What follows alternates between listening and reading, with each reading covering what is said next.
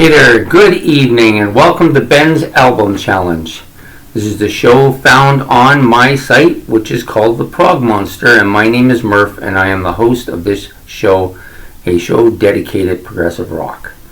So with Ben's Album Challenge, generally speaking, what we do is one of my subscribers, Ben, he picks an album for me at the beginning of the week. I listen to it several times and then I give my kind of critique about it or my opinion or my review of it. And generally he likes me to pick a song as my favorite as well. So this week's album challenge is Masters, Apprentices, A Toast of Panama Red. So for those of you who don't know, I've done recently a Battle of the Bands with Masters Apprentice Cut Choice, which is another album that I think it was the album that came out just before this album, a year before I believe. Anyways, without further ado, I'm going to get into it. So we have 9 tracks on this album.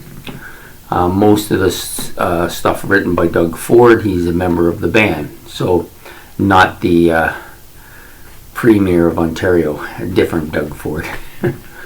Okay, so anyways, we have, like I said, 9 songs on the album. This album is to me, is a much more progressive album and a lot more psychedelic than the one that we did on the Battle of the Bands. I wouldn't even go as far as to say this is a hard rock album. It does have some hard rock elements to it, for certain. There's a lot more psychedelic aspects to this album than any other genre, and of course some progressive elements as well. So yeah, some really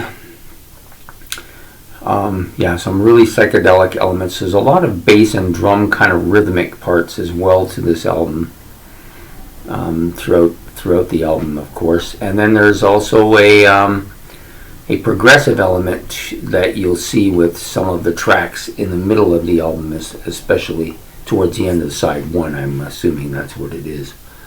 So without further ado, we're going to talk a bit about some of the tracks. The first track, The Answer Lies Beyond.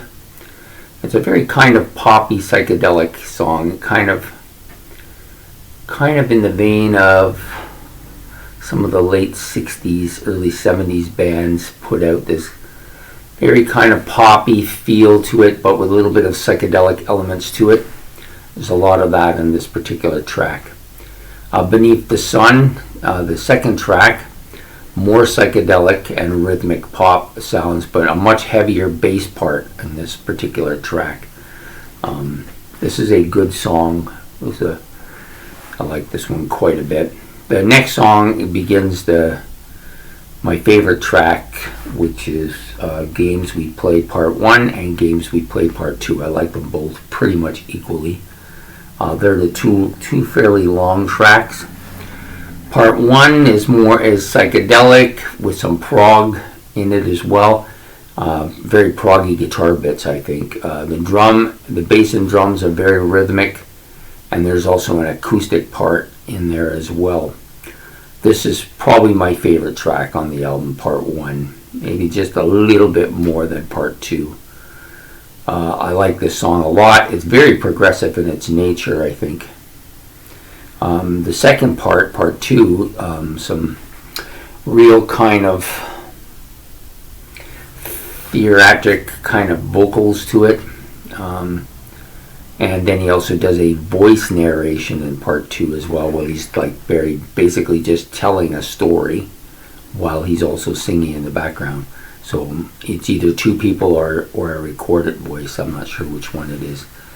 The bass and drum continue with this song, with this particular part, Part 2, and a very rhythmic vibes to it as well. And then it kind of has an acoustic melody part towards the end of the song. So both these songs I gave 7s to. I think I prefer Part 3 a little bit more than Part 1 a little bit more than Part 2, but still very good tracks. Lesson to Learn is got that kind of 60-ish vocal sound to it, and the instrumentation is very 60s. This sounds like a kind of Holly song, very poppy, The next track up is Love This. Love This is the name of the track, sorry. Very heavy guitar solo in this song, which goes on at length here. Hard track, very heavy riffs. And it's, to me, I believe it's an instrumental. I don't remember hearing any vocals here. But for an instrumental, it's pretty damn heavy. I gave this song a 6. Probably the last 4 or 5 songs were all basically the same ranking. Melody of St. Kilda is next. Got a real heavy opening, followed by some, I guess you might call them methodic kind of vocals, and some acoustic guitar bits towards the end as well. Southern Cross. This is a very hard, heavy guitar riffing song. Lots of very heavy vocals. The vocals are frontal in this, and but the solo doesn't really fit the song. So you got this guy singing hard, and you got this really heavy guitar riff going on, and then this kind of solo comes in. It's a little bit quirky. It doesn't really quite fit there. I don't think it fits very well. It's kind of like somebody just threw it in there and had nothing really to do with the song.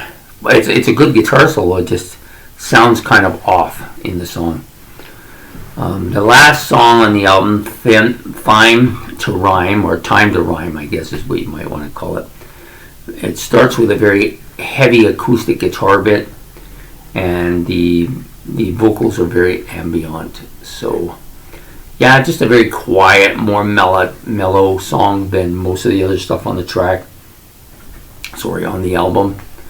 A very strong song as well. So pretty much overall, the album is probably about a 6.5 to a 7. Good, solid album. I really like the album cover too. That kind of British bulldog face, or boxer face, if you prefer, to the cover of the album. It's a good progressive album. There's lots of very progressive elements on this album. Has its hard moments as well. Guitar solos are pretty decent. Vocals are pretty decent as well. His vocals are not outstanding. I think they suit the music, but they're not really that outstanding. There's nothing really memorable about them.